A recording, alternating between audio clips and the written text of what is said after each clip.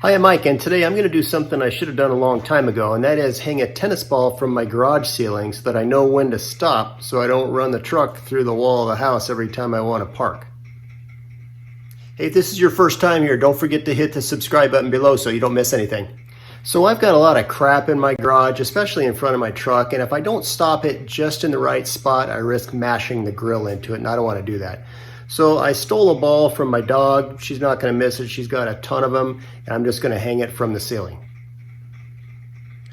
So I'm going to want this tennis ball to hit somewhere about here on my windshield, right in front of my face when I'm pulling in, so that as soon as the windshield contacts the ball, I know to stop the truck. All right, I'm just going to eyeball where I should put this. By the way, I've got an eye hook, one in the ceiling, one in the tennis ball, piece of string in between.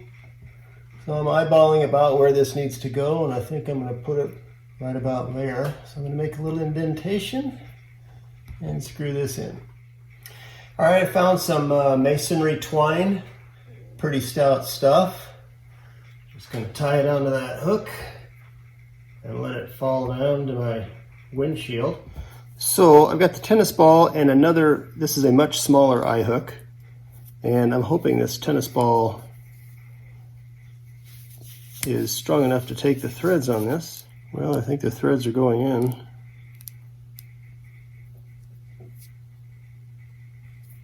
Okay, that's about what I want. Doesn't look very straight, but I don't really care. The walls of this ball are pretty beat up anyway with the dog chewing on it. All right, last thing to do is to thread the string through there, kind of see where I want it to hit.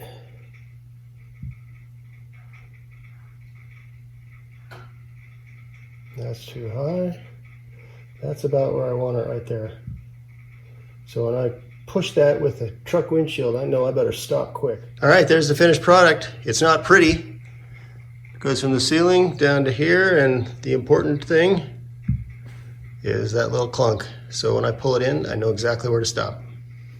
Well, it doesn't get much easier than that. You don't even need any tools except for something to cut the string. And this will maybe prevent you from doing a big drywall repair if you run your vehicle through the wall.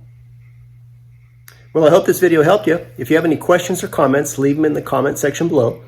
If you're interested in our franchise opportunity, I'll leave a link for that in the comment section below. Don't forget to hit the subscribe button, and we'll see you next time.